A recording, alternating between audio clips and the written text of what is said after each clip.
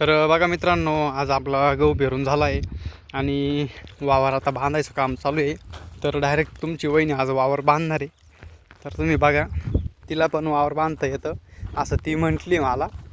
पण मग बघू आता, मी तिला काही सांगितलं नाही कसं बांधायचं काय. तिला सांगत होती ना म्हणे मी बांधते, मला येतं, मला नका शिकू.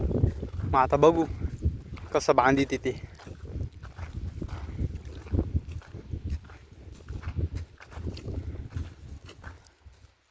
बांध.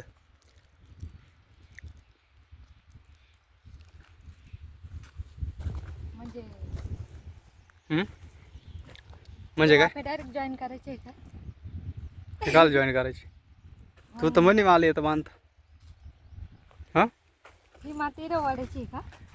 तू तर म्हणे मला येतं वाढतं, मग काय बांधतं तू तर म्हणे. मग काय विचारू राहिली मला? नाही येतो. हां, कोणती माती कुठं वाढायची? ही माती ही रवाड्याची. तिकडं घाला वाढायची. हा पाट आहे, दिसत नाही का?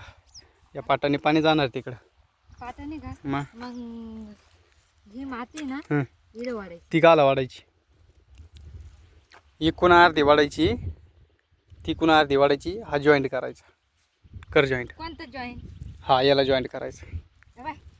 हा ना. हा, इकडं माती टाकायची. हा त्याला भरायचं. मग मी तेच सांगितलं होतं ना. तू त्याने सांगितलं.